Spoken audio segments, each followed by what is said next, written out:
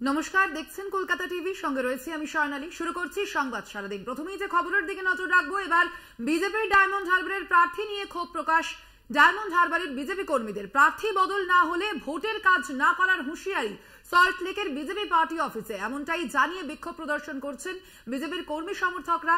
তাদের যেমনটা দাবি, তারা যে দাবি জানাচ্ছেন যে দুবার পরাজিত হয়েছেন বিজেপি প্রার্থী অভিজিৎ দাস, এমনটাই অভিযোগ করেছেন তারা, এবং এই দাবি জানিয়েই তারা প্রার্থী বদল করার হুঁশিয়ারি দিয়েছেন বিজেপি কর্মী সমর্থকরা।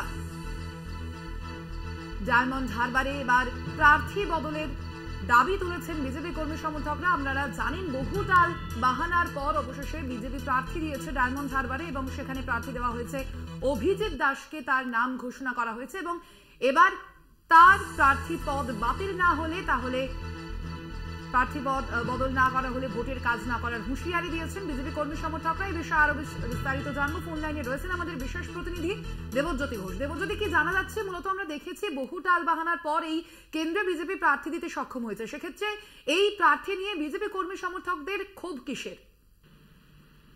দেখো, ভারতীয় জনতা পার্টির এই প্রার্থী নির্বাচনের পর থেকে কিন্তু বিভিন্ন জায়গাতে বিক্ষোভ হচ্ছিল এবং নতুন মাত্রা যোগ হয়েছে অভিজিৎ দাস অর্থাৎ ববিকে প্রার্থী করা নিয়ে। ইতিমধ্যে ভারতীয় জনতা পার্টির পক্ষ থেকে একাধিক নেতৃত্ব রাজ্য নেতৃত্বের কাছে অভিযোগ জানিয়েছেন যে অবিলম্বে ডায়মন্ড হারবারের ভারতীয় জনতা পার্টির প্রার্থীকে প্রত্যাহার করতে হবে, না হলে তারা নির্বাচনের কাজে নামবেন না। অর্থাৎ ভারতীয় জনতা পার্টির পক্ষ থেকে যথেষ্ট একটা অস্বস্তির কারণ এই ডায়মন্ড হারবারের প্রার্থী নিয়ে। কারণ বহুদিন পরে নির্বাচন ঘোষণার পরে সমস্ত লোকসভা কেন্দ্রে প্রার্থী ঘোষণা করলেও এই ডায়মন্ড হারবারের প্রার্থী ঘোষণা করতে ভারতীয় জনতা পার্টি যথেষ্ট সময় নিয়েছেন। তারপরে যাকে প্রার্থী করা হয়েছে অভিজিৎ দাস, তাকে নিয়ে কিন্তু ইতিমধ্যেই বিক্ষোভ শুরু হয়েছে। কারণ তিনি ইতিমধ্যেই আরএসএস ঘনিষ্ঠ এবং বহুদিন ধরেই কিন্তু তিনি ডায়মন্ড হারবারে তার সংগঠন করেন। গত দুটো লোকসভা নির্বাচনে তিনি এই ডায়মন্ড হারবার থেকে প্রতিদ্বন্দ্বিতা করেছেন, দুবারই তিনি পরাজিত হয়েছিলেন। সেই জায়গাতে তাকে কেন প্রার্থী করা হলো তা নিয়ে কিন্তু ভারতীয় জনতা পার্টির অভ্যন্তরে বিক্ষোভ শুরু হয়েছে।